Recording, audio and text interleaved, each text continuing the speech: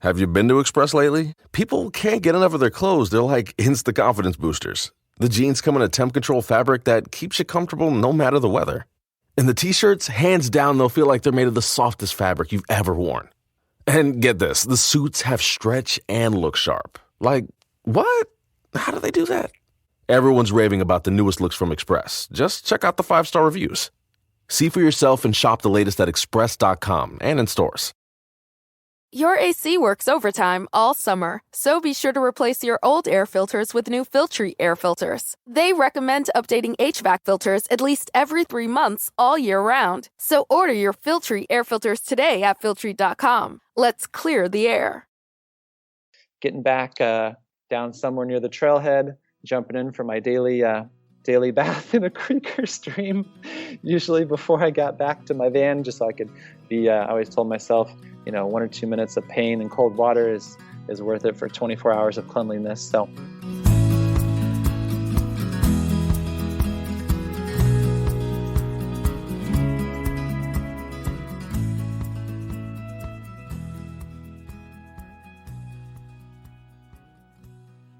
Hey folks, welcome to the Adventure Sports Podcast. I'm your host, Mason Gravely. Today's episode, we're actually talking to a veteran of the show, Brian Asher.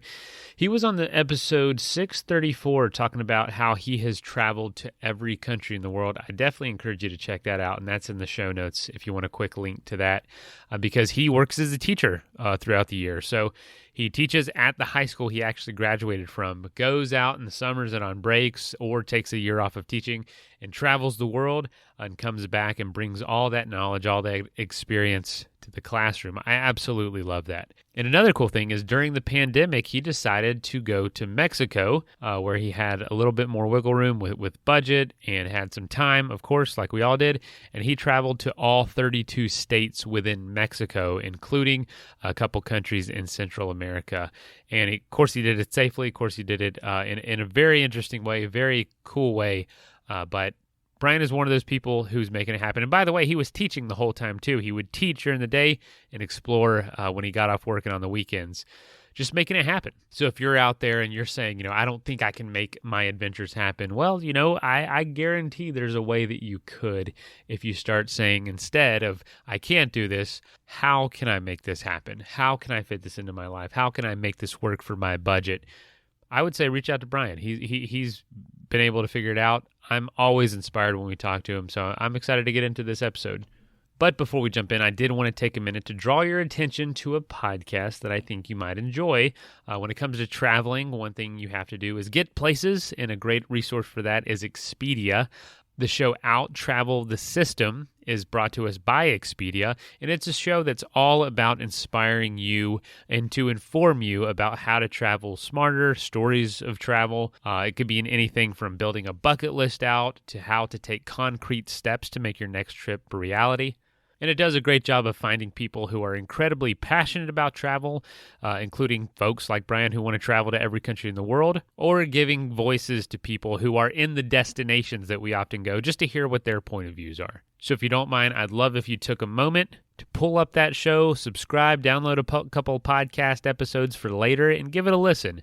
Brian is always inspiring me to travel, and I guarantee that Out Travel the System can help inspire you as well. All right, let's get into Brian's episode.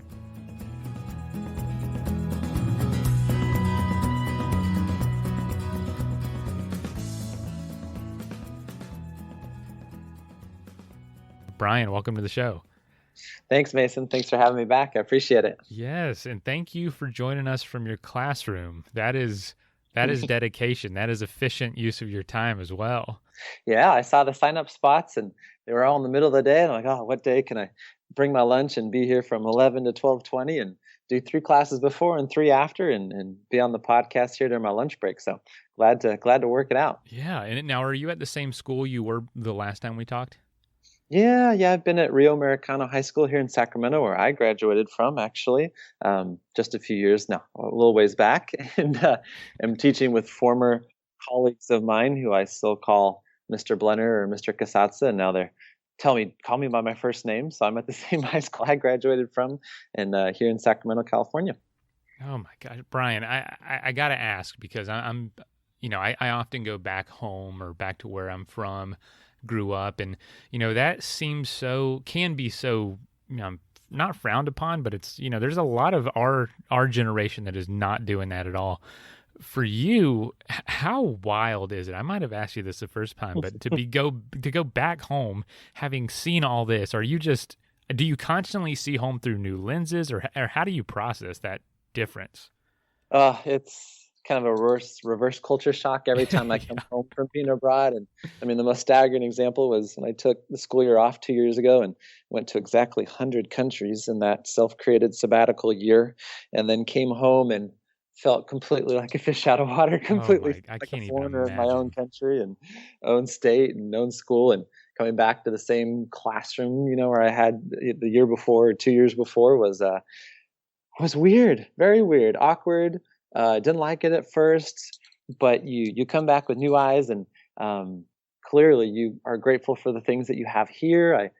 Purified water. I was lost in translation. I was at borders. I was sweating my guts out going across the Sahara on buses. And when you come back and see 200 cereals in the supermarket, you can't quite feel the same. So, Brian, I can't honestly imagine. And then having to talk to people and say, "Oh, how was your year?" And it's like, I don't know where to start. I saw the whole world almost, 100.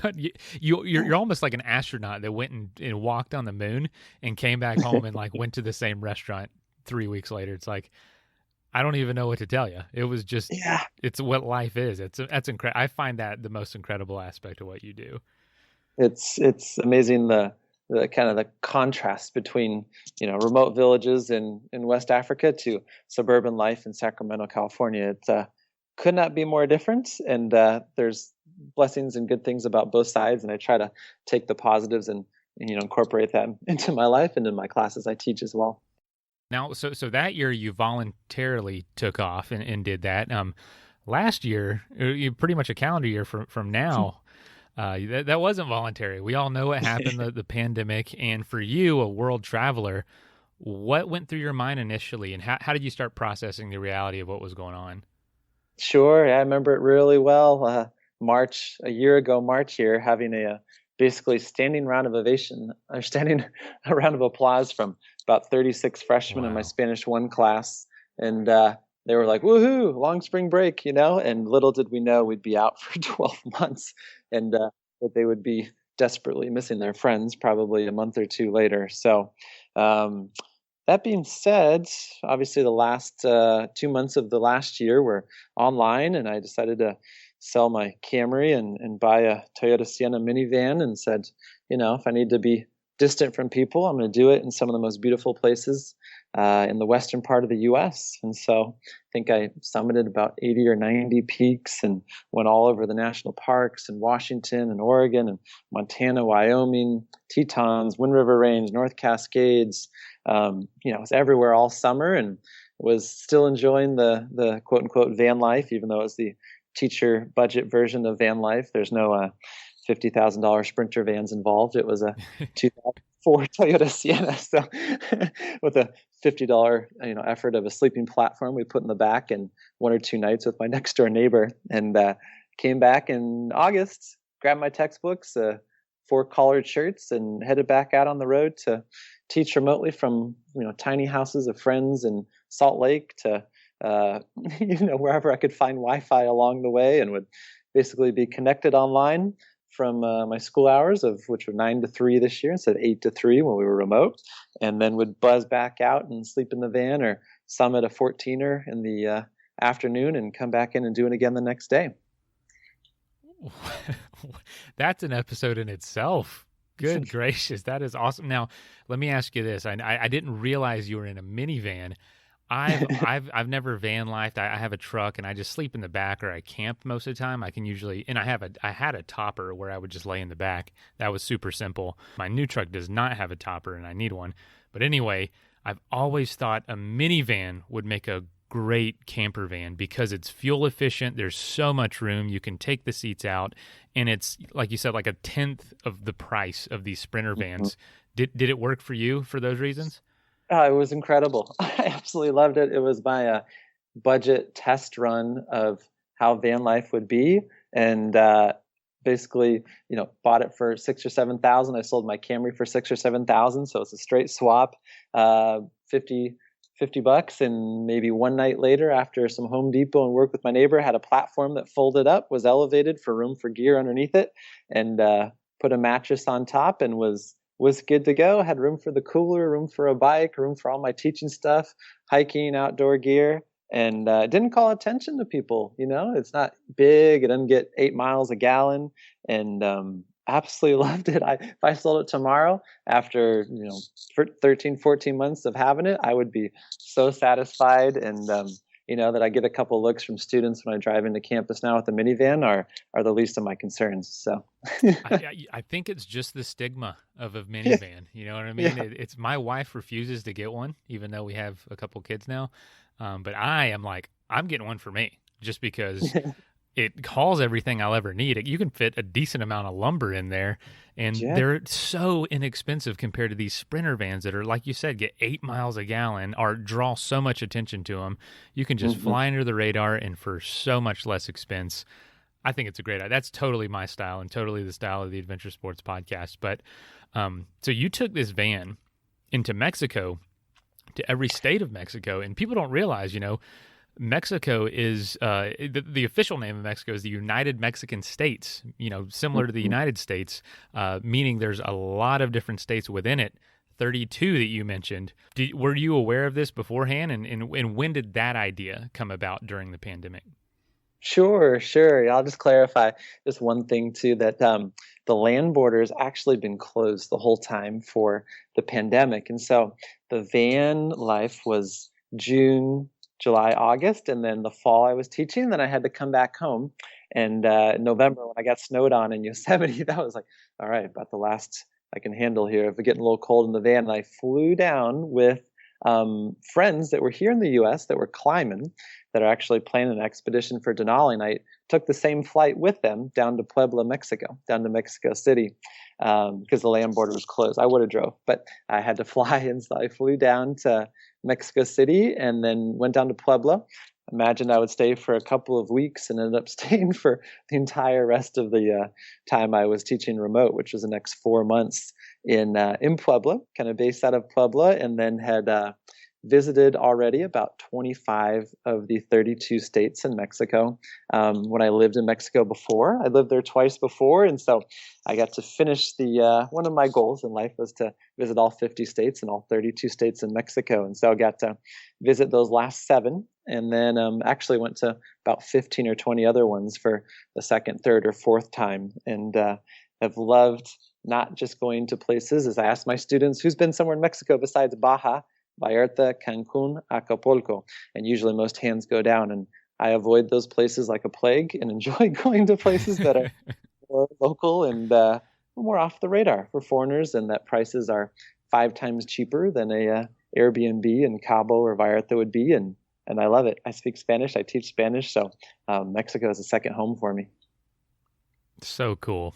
Oh my gosh. What an adventure. Well, tell us about someone that, maybe has never been to Mexico or has the view of Mexico through the lens of media or movies and shows. What is the real Mexico like, and what kind of variation is there among the climate, among the people, among what to expect? I don't know if that's even easy to summarize, but you understand the vastness of the U.S., and I can only imagine Mexico is similar and how different it can be. Oh, I love it. It's one of my favorite countries in the world, easily. I've lived there 3 times. I share about it every day in class, so I'll try to take that one on for you. I would say Mexico, what we hear about is beach resorts where you put on a bracelet and you get all you can eat and drink. It is maybe the quarter, a fifth of country that now lives in the U.S. that's come up here for economical reasons, and it's narcotraficantes, or drug trafficking, with states maybe like Chihuahua or Sinaloa that you've heard about, and it's telenovelas. Maybe it's something along those lines of the stereotypes, and all stereotypes have some parts of a truth to them. But when you go down, I absolutely love it. I lived in Guadalajara, which is the second biggest city. Puebla is about the 5th biggest city.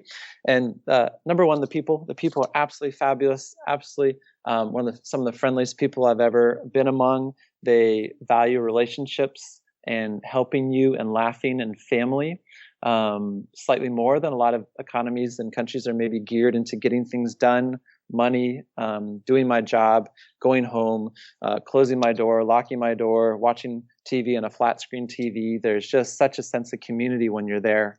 I've felt so well received everywhere in Mexico. So people will say the people, but that's the reason is they value relationships and will stop what they're doing, be late for work, help you, take you by the hand, show you where something is.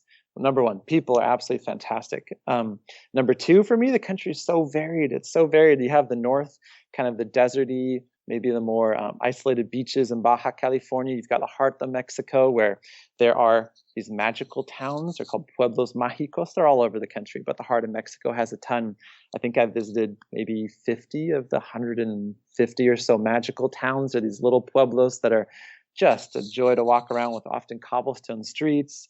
There might be waterfalls or different geographical features outside of town. The government's pumped money into making them appealing. They have markets, they have festivals, they have dancing, they have traditions that are still there. And then the heart of Mexico is high. So you get some of the biggest peaks in North America. I actually just made a video on climbing the two highest peaks in Mexico, which are Iztaccíhuatl at 17,000 feet and Orizaba at 18,000 feet, which are almost a mile higher than Mount Whitney, which, most people don't think of Mexico being high or mountainous, but, you've got Mexico City and Puebla are 7,000 feet. So my buddies that live there, they go to Aconcagua, they go to Denali, they don't even need to acclimate very much because they're at 7,000 every day. And they go out and hike these peaks that are 17, 18,000 feet on a monthly basis. And so they eliminate the acclimatization period to have to train your body for less oxygen. So the heart of Mexico is absolutely fabulous. The south is kind of more jungly. You have different ruins, maybe Palenque or Chichen Itza, or some of these Mayan ruins are out there that you might have heard of before. And it's full of so much history. It maintains its culture. You don't see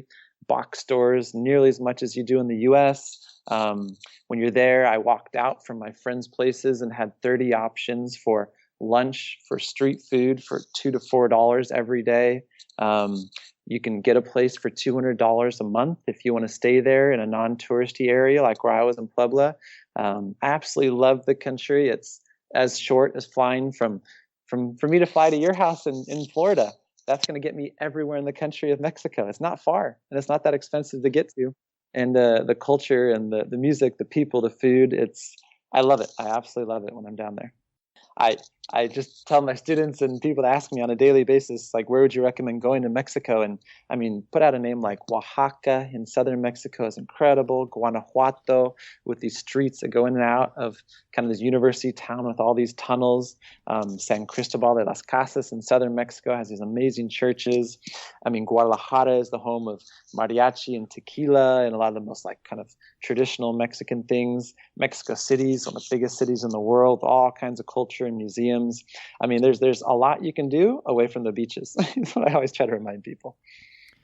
Well, tell us about how you planned your route and what were some of the things you were trying to see while you were in these states, and maybe a story or two of a surprising positive or a surprising thing you didn't realize you were going to come across. Sure. Yeah. So I lived in Guadalajara a few years back when I was teaching English. And so the first time I was there, I visited several of the states near Guadalajara. And the second time I drove my car down and was able to be there and actually kind of became real involved in running. And so basically on a monthly basis, we go and they'd have a weekend package trip for maybe $40, $50, like amazingly cheap, maybe 8 or 10 years back now, to go up and run marathons. So I kind of got known as the güerito is a word in Spanish that means like the light-skinned guy, which I know we don't use kind of nicknames like that too much in the U.S., but in Mexico, like nicknames are very common among people. And so I was pretty much the only foreigner. And we go up and run different races, and we'd go all over the country. And I'll put one out as an example I talked about in class today. The Rada Muri had become famous for running distances in the Copper Canyon, which is located in Chihuahua. It's called the Barranca de Cobre, and it's kind of the Mexican version of the Grand Canyon. It's this huge canyon in northern Mexico. And so I'd been training a lot, and the distances were, I think it was 70K and 100K. And so I signed up for the 70K race, which is about 45 miles or so, somewhere about there. And so went up on a bus trip with a big group in the middle of the Copper Canyon, real hard to get to, real remote. And you're out there, and there's a nice documentary on Netflix about Lorena right now, which came out with a young woman that's winning races all over the world. And they have their traditional outfits on. It's dresses. The women one in dresses, the men kind of in these white kind of one-piece outfits that often have kind of headbands and things that they wear. And they have huaraches, which are sandals that are made out of rubber. And a lot of the runners, obviously from Mexico and other countries that run this, have lots of gear and running vests and belts and clearly running shoes. And a lot of the locals in the Copper Canyon still run with huaraches, which are these sandals that are often made out of rubber, even from tires and things in the community. And they're kind of like some of the Kenyans in the more remote part of Kenya have just grown up, running all the time. And so there I am on the starting line, and I'm looking at, and at the time, now there's a few more foreigners, but at the time, just a handful of foreigners, maybe like 40 or 50% Mexicans from other parts, and about 40 or 50% Tarahumara or Raramuri. Tarahumara is the name of their local language, that are traditionally dressed, and you're on the line with people that, you just know have lived such a different lifestyle than you have. And Spanish isn't even their first language. I might speak Spanish better than they do. But when you start going, you're think, I train better, I have more gear, but they're incredible runners. I was somewhere in the middle of the top at the end of the race, but had plenty, local people beat me, male and female runners beat me. And to see the Copper Canyon in one day, which is almost like running rim to rim to rim or something, as an example, in the Grand Canyon, but much more adventurous without, all these Strava routes or people that do it on a daily basis, or, water fill-ups. That there's lots of information on the Grand Canyon. There's not that much in the time I ran it about running in the Copper Canyon. And that sticks out as one of the most memorable days. Clearly difficult. Whenever you kind of suffer or have something that's challenging, you tend to remember it, but also running alongside all these Raramuri runners in their traditional, whether it's vests, dresses or outfits, and trying to strike up conversations in Spanish with them along the day. That was one of my more memorable days that I've ever had living in Mexico. What an experience. And to know that things were going on. How were they handling the pandemic, would you say, compared to the U.S. in the sense of openness or willingness to do things like that?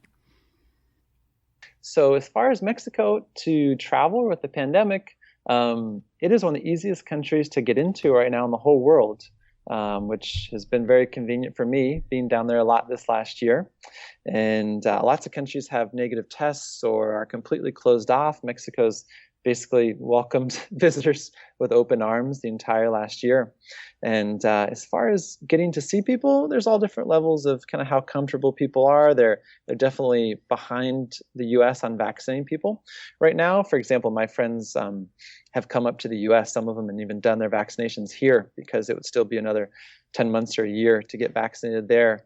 But in general, people have such a sense of community there that I would say people have been more laxed down there than they were here, from my experience. I think a lot of Americans tend to, come in their own homes and kind of, fence themselves off a little bit. And for better or for worse, I felt like it was more laxed and a little bit more easygoing when I've been down in Mexico the last year. Well, tell us about, would you go out from where you were staying in Mexico and do road trips as well? Or was it kind of go out for the day, come back, and then relocate maybe where your home base was? How did that work? Sure. Yeah, Puebla is an incredible home base. It's about 2 hours southeast of Mexico City. And so I would teach pretty much Monday through Friday and be there in Puebla, and then go out on the weekends with friends, or my girlfriend as well lives in Puebla. And so would go out on the weekends and explore different parts of the country. And, it's amazing. Sacramento's home base when I'm in the U.S. It's amazing what you can get to. I know you've spent time in Yosemite and the Sierras and the national parks, Death Valley. It's amazing what you can get to in a weekend if you put your mind to it. Like Jason Hardrath and different people, I think put me to shame on that for what you can get to in a weekend. Oh gosh, yeah, they'll drive 20 hours. I mean, it's ridiculous. Some people are, most people in my school think I'm crazy that I drive 3 to 8 hours on the weekend. Some people like Jason will drive 10 or 20. And so I just took that same mindset, Friday to Sunday, can I max it out? And anything within 8 or 10 hours was fair game. So getting down to Oaxaca is incredibly beautiful. It's one of the most just kind of culturally rich towns in Mexico. That's about 4 or 5 hours southeast.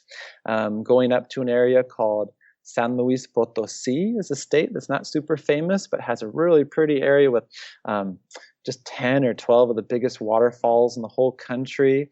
I went over to Michoacán and Jalisco, which are two of the most traditional states where I used to live in Guadalajara a few years back, to check out a lot of these pueblos mágicos.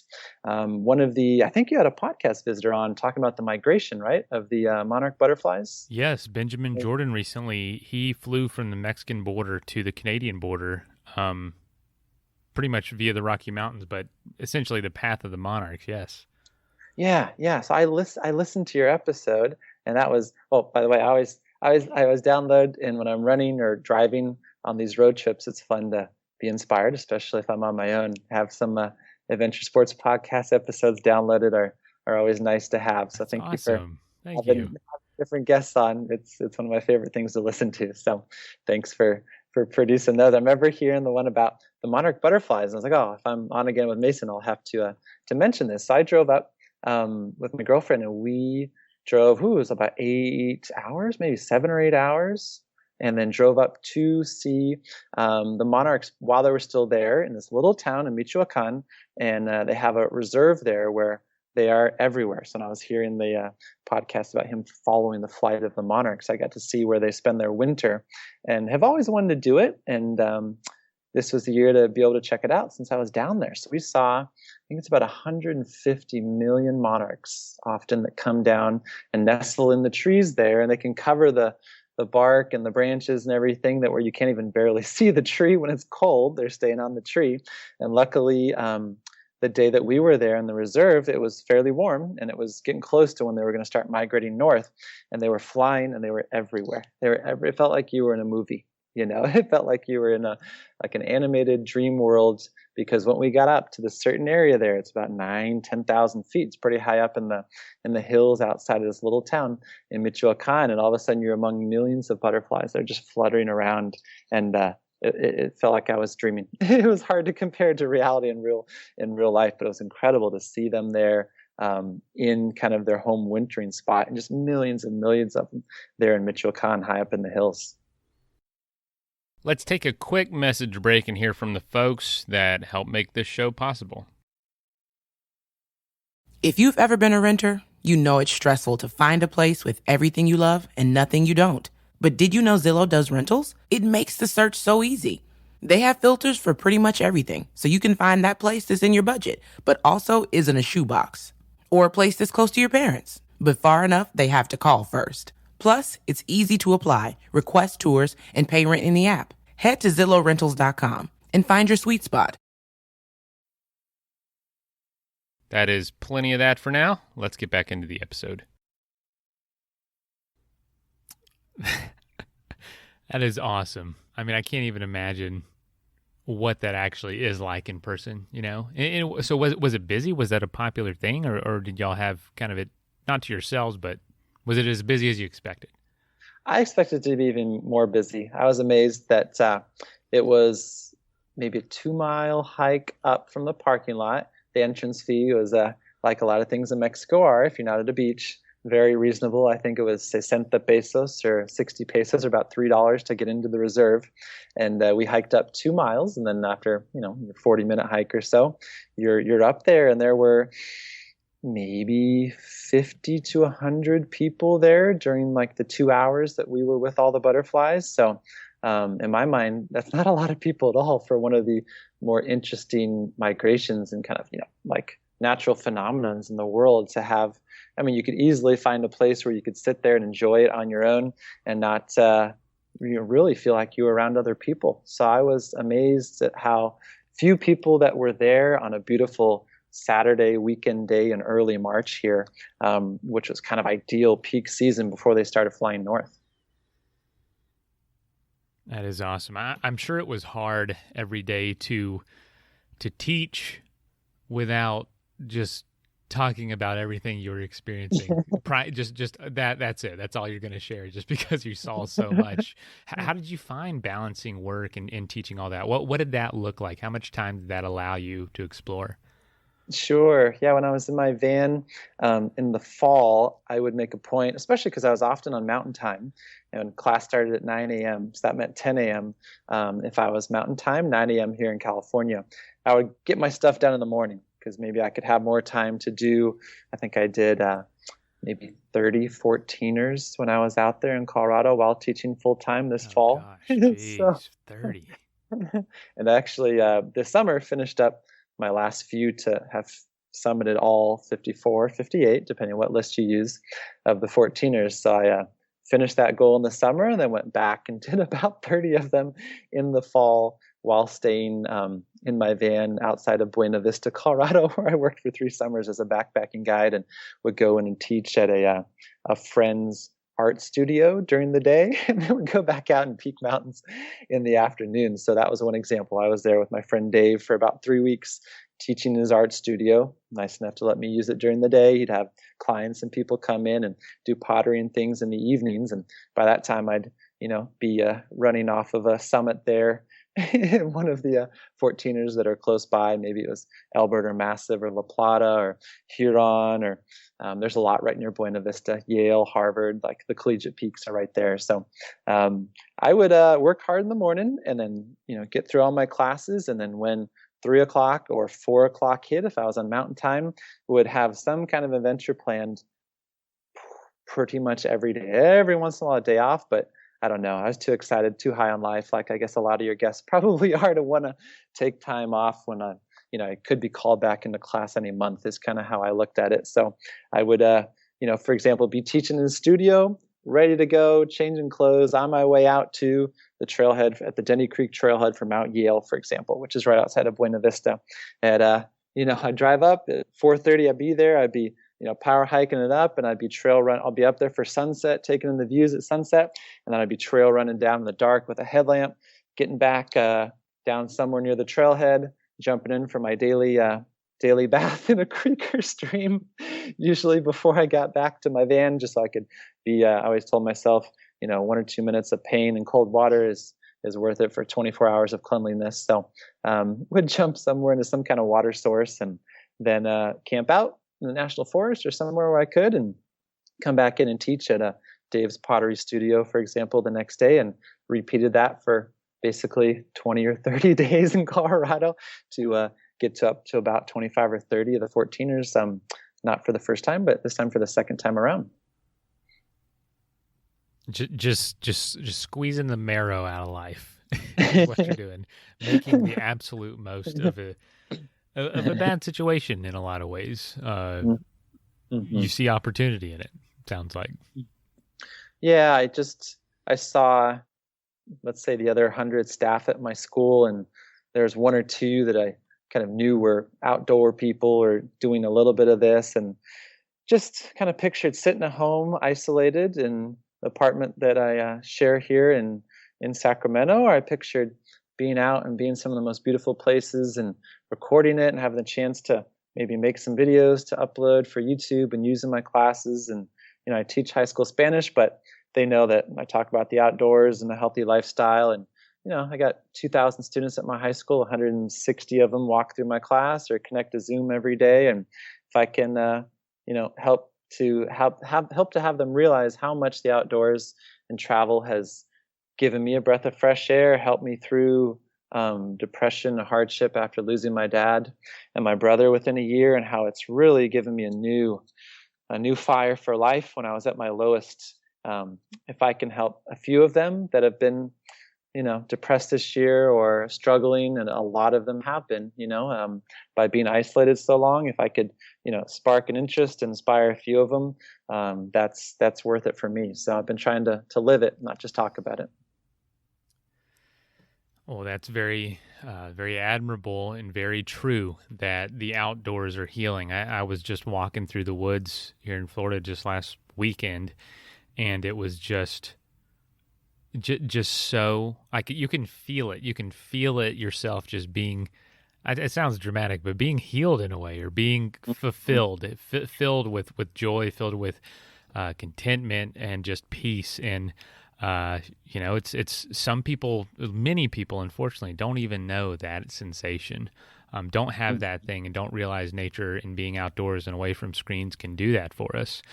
You're definitely a prime example of getting that done and encouraging folks to do it. Do you see the effect on some of your students? Oh yeah, I have them, ask me about different hikes that I've done. I had one come the other day and ask me about what websites I use to plan, and like if I have my routes posted on Strava. And I have ones that I actually hike with once they're former students when they are graduated, and we go out teach near Tahoe together. Yeah, it's fun. It's fun to be able to interact with them. The cross country and the track kids here at the school, sometimes I'll go out and run with them after school. So they're already, geared into shorter races. But when I tell them about trails or running across the Grand Canyon, you can see their eyes light up about some of these different, bigger challenges. And so, yeah, we talk about it in class all the time. And you're saying about how, the outdoors cures. We were just watching a documentary on, I think it was Amazon Prime the other day, about hiking the John Muir Trail, which is one of the most beautiful, one of the famous trails in the world here from Yosemite to Mount Whitney. And I love the quote that says, they had a lot of John Muir quotes kind of sprinkled in the documentary. It said, "Even the sick should try these so-called dangerous passes, mountain passes, because for every unfortunate they kill, they cure 1,000." And wow. I love that one. We paused it when we watched it the other night on the documentary. Is for me, when my brother passed and I was really, really low, and it was sudden, and it was really shocking. It brought me back from Latin America. I went out and visited the rest of the 50 states shortly after he passed. That was the most healing thing and helpful thing for me. And he had been to 48 and was just missing Alaska and Hawaii, and I had been to 32. And so I wanted to finish that in his honor, and drove all the way up to southwestern Alaska there, and drove all the way across to Maine and visited the northern part of the U.S. and did it, of course, on a budget, camping in not a van, but a small. So I just slept in the front seat of the car, which is really uncomfortable. But I guess when I was 26, I just didn't care and was going to do it anyway. I love it though. But it happened. Just that time alone with your thoughts, where we're constantly bombarded or addicted, for some people, I feel like, with screens, and the hand reaches out for the phone like it was another piece of popcorn or something, without thinking about it. And so, like you mentioned, I mean, just getting outdoors, wherever you are, if you're in Florida, in California, or Mexico, wherever you're living, for some of that alone, quiet, running, hiking, biking, walking your neighborhood, whatever it is, that's how I start every day in the morning. It's kind of like, I feel like it's my church, sometimes I go to physical church, but sometimes, I'm on a trail near Yosemite or Tahoe or right here in Sacramento, and it's healing and gets your thought right on track and your life kind of back in order, and it's it's really healing, and it's been healing for me all the way along. Ryan, that is awesome, and I love just how you made it happen and the inspiration behind it. Well, tell us about this adventure in Mexico when it finally came to an end. You visited the remaining states. Did you end it, when that happened, or did you end it when you had to go back to the classroom? Sure. Yes, I went down in mid-November with these friends who are mountain climbers, and I didn't know how long I'd be there. So Thanksgiving break, I'm like, all right, I'm going to go down. And I rented a car and went through the southern states I hadn't seen. Cancun's probably the most famous place in Mexico for a lot of people, but I got a flight there, immediately bolted out of Cancun because I didn't want to go to Cancun. But I saw Quintana Roo, Yucatan, Campeche, Tabasco, and a few of the last states in the south there that I'd never seen. And so I was able to reach that goal over Thanksgiving break, because I pictured being in Mexico for 3 weeks, and stayed, met a girl who's now my girlfriend down there, and ended up staying. Had friends are mountain climbers. We go out on the weekends and hike peaks and visit new towns. And I like you said, kind of try to get every ounce out of it. So I waited until I think it was Tuesday before the Monday that everyone was almost positive we were going to start school, but I was still holding out. And then when the governor here in California announced that we had reached the tier of, I think it was below 12 cases per 100,000 or something like that of COVID, and that in fact, yes, all public schools, San Juan Unified, where I'm in Sacramento, would be coming back literally that hour. I bought my plane ticket home for the next day and had Thursday and Friday basically to set up my classroom, and was in Mexico absolutely as long as I could.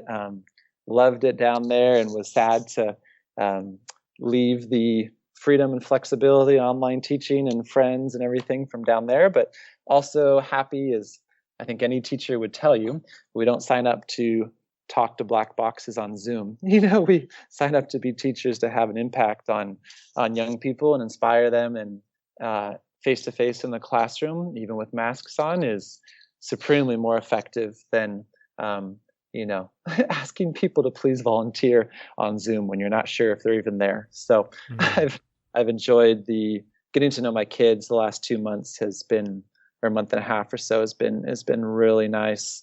And we're laughing, we're having a good time. We're able to do games or competitions in class, and it's been a long year for all of them. So I feel for them, and I've tried to make class interesting and engaging. And I love my job in person way more than I do online. But the flexibility that's given me in the last year has been very unique as a teacher. Now that you're back in the classroom and teaching's more effective, you cannot unfortunately be, driving around all over Mexico and teaching wherever you can. How is this changing your plans with travel? What do you have looking forward to in that sense? Sure. Yeah. So over the breaks this year, since I was in Mexico, fortunately, I went to Ecuador over Christmas and New Year's. Got up to Cotopaxi, which is the biggest mountain in my life. I believe it's 19,000 feet, or just under 19,000 feet. Awesome. I got into Costa Rica, another easy country to visit, over our February break. And now looking forward to the summer, which is less than 2 weeks from today. We'll be on summer break, almost done. Looking at going in Mexico is easy, obvious to visit, close, cheap. So looking at going back down to Mexico, and then Peru is a country I have my eye on. Peru and Bolivia over summer break. A lot of countries that I love to go to, whether it's in Asia or the Himalayas or more remote countries, are just not taking flights. They're just not letting people in yet. So Latin America is fortunately a little bit more open. I check these IATA, IATA travel COVID maps that are really good on updated conditions for what you need to get into countries all over planet Earth. And so I check those on a weekly, if not daily basis, and looking forward to most likely joining. If a friend can join me, that's great. If not, I'll go on my own to Peru for several weeks, and possibly Bolivia, and then Mexico planning as well. So like the Cordillera Blanca are some of the biggest mountains, some of the most beautiful mountains in the world in central Peru that I've never been to.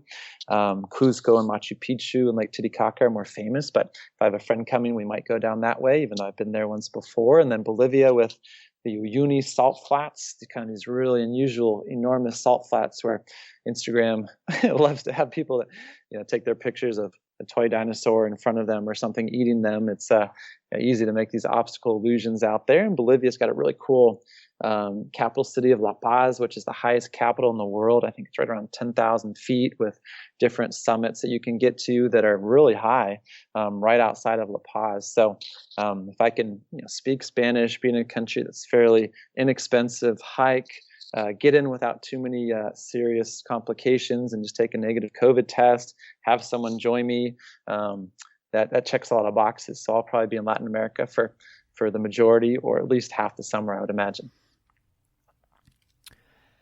Sounds like you have some things to do. Then you definitely got a plan, at least the bones of one. So it's not going to be, you're not going to be sitting around. That's for sure. Yeah, sitting around is not really high on the list right now. When you work hard, you want to play hard. That's what my dad always said from growing up. And we work our tails off, as your wife or anyone who's a teacher. Like, if you're doing it right, you're putting in a lot of effort and you're giving your heart and soul every day to the kids. And I just like to keep that teacher knob, if you want to say, turned on high, and just plug it into adventures. And Jason, how many other people you've had that are teachers and adventurers? It seems like it's a good profession that gives you around 3 months a year and weekends, clearly, to go after your passions. And so sitting around, it is good for that maybe reason. Maybe not so much this summer. Well, let me ask you this, just as a kind of going back to Mexico, I meant to ask this, but we can wrap up right after this. You've been to so many countries, every country except two, literally, and you'd been to Mexico so extensively. How do you keep it fresh in your mind in the sense of revisiting some of these places that you've been to before? Is it just knowing there is so much you will never see on that first or second or third visit? There's so much to always discover. You know what I'm saying? Yeah, definitely. I've gone to all but two, so 195 countries in the world. But when you think about how much there's still, and I still have so much left to see, even within California, where I've spent, almost every year of my life, except for 6 years teaching abroad and a year or two in college in the South. But there's so much to see. I mean, I go back to Mexico, and I've lived there 3 times now for 2 or 2.5 years total. And there's new towns, there's new festivals, there's places that have beautiful waterfalls. If you do research, there's just so much more to see than, let's say, Peru, Machu Picchu, Cuzco, Lima, Lake Titicaca. I mean, that's like everyone's standard 10-day trip, and kind of what I did the first time. But this time I'll go back and explore different regions. I mean, Peru is just a vast country. Once you get past the initial what you want to see for your first 1 or 2 week trip, you do a little bit of research. I got friends, thankfully, from all over the world, from on WhatsApp or the travel that I met along the way, and so you do a little more research, and you pick another area or region in these countries. I mean, picture coming to the U.S. as a foreigner. You've been here for a month. Like, you could totally pick another region of our country. We know how vast the U.S. is, between Florida, California, the Rockies, the Northeast, the national parks, Alaska. I mean, you can just find new corners of our country to explore for ages. And most countries that are a little bit bigger, not just the tiny ones, but a little bit bigger, like a Mexico or Brazil or Peru, and you can go back to multiple times and feel like you've had a completely different experience. The people will shape your trip. I'll choose different locations to go to for the most part. But I can totally expect to have a different experience going to somewhere like a Peru or Mexico, because I'll do some research and then be totally open to meeting people and trying new foods, and a different season, different year, different perspective, and different company maybe along the way that will make it feel like it's brand new for me. Well said. You're right. It's in coming back home each time, I'm sure you just see new things every time, a new lens, a new new perspective, which is maybe frustratingly endless across the world. Hiking 14ers, twice, 3 times. It's like, it's great every time. You could do it forever, and it's still wonderful.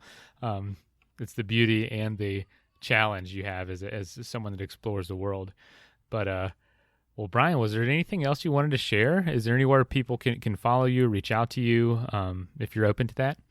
Sure. Yeah, I'm happy to share. I mean, that's my life. Is, I think, most adventurers would tell you, as we do these things, but I try not to do it selfishly. I try to share with 170 students in my classroom every day, and on Instagram, fairly active at the.world.hiker, the.world.hiker, on YouTube, The World Hiker, and Facebook, The World Hiker. Thanks to my students for most things that I come up with. They're the reason why I created the name. Like, oh, you love to travel and you love to hike. What about The World Hiker? When I asked him for the name of what I saw on social media platforms a few years ago, and so far so good. I still like to hike and I still like to travel, so I haven't had to change it too much. And yeah, I make quite a few YouTube videos as well, which in the class 50 hours a week, try to get out 1 a week or maybe 1 every other week, and put up recent ones on climbing the 2 highest peaks in Mexico, or running across the Grand Canyon, or running to the top, which some people don't know, of El Capitan. And so we'll have lots of trails in the U.S. and lots of ones in other countries, from Turkmenistan to Iraq to the Saharan desert to Nauru, the least visited country in the world. I've got videos on my YouTube channel, The World Hiker, on all of these, and happy to help. I usually wake up every day to a message or two on Instagram or Facebook for someone wanting to try something, and I'm happy to help and share. And that's why we do these things. That's why we teach, to be able to inspire others. So that can come from students, non-students, anybody. Happy to help if anyone has a question or wants to reach out. Appreciate you being back on and sharing just what you've been doing the last year and your excitement, your passion with not only your students but with us. And yeah, you're welcome to be on the show anytime. You've probably got about 100 episodes worth of information that you've seen personally. So yeah, another fantastic episode. I'm excited to get this one out. And I want to thank you for having me. And I think I might have mentioned on the last podcast, but I'll give you a couple examples of where I've listened to Mason sharing his stories. And I've listened to the Adventure Sports podcast going across the Sahara Desert on like 130-degree days where literally if I didn't tune out some of the world and the border crossings, I might have gone crazy. I've listened to it in northern Pakistan when hitchhiking across hundreds of miles in northern Pakistan, and in the last year when life has felt somewhat isolated and remote, and you're by yourself all the time. Your show is just inspirational, and it's something that I've listened to and gotten a lot of comfort and companionship when you get to hear the stories. And I know you say it. You get to speak with interesting people, but I know it's work behind the scenes to make these things happen. As a teacher, people see my 6 hours in the classroom, but they don't see the other 3 or 4 hours of emails or, fixing or grading or preparing. So I know it's work, and thank you. Thank you for doing it. It's helped me out a lot, and I know it blesses a lot of other people as well. Brian, I still find that so hard to believe people listen to this. They do. I mean, I see the numbers. You know what I'm saying? But I don't, you never know. And I see the places, and that's so incredible to hear. So I really appreciate that. But hey, if it can inspire anyone to keep going out there, just to get them through a difficult, situation or time, man, it's totally worth it. Totally worth it on my end. I know it's the same teaching. All that work is so worth it when you get to see one student progress. So appreciate it. You're doing it, especially the last year. We've needed it. Hasn't been many running clubs or gyms or marathons open, so we've needed it. So thanks for keeping it. Absolutely, it is finally opening up, and we can get back out there. But Brian, let me jump back and work myself. I know you got to as well. Have a great rest of your day, and I'll let you know when this comes out. Thank you, Mason. Appreciate it. Thanks for having me on. All right, talk to you soon. Okay, take care. First of all, thank you so much for listening. It means the world to us that you choose to listen to this show. If you'd like to help us further, you can leave a review on iTunes, share us with your friends, your family. It goes a long way to grow in the show. You can also support us financially through patreon.com/adventuresportspodcast. Link is in the show notes. And also, if you have an idea of who could be a good guest for the show, we're always looking for people to tell their story about the outdoors or adventure. So if you know someone, please reach out. Email us at info@adventuresportspodcast.com. And until then, get out there and have some fun.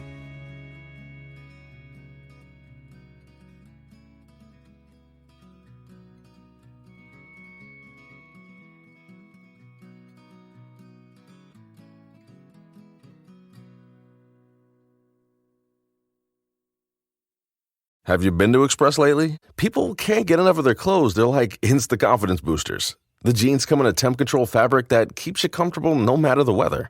And the t-shirts, hands down, they'll feel like they're made of the softest fabric you've ever worn.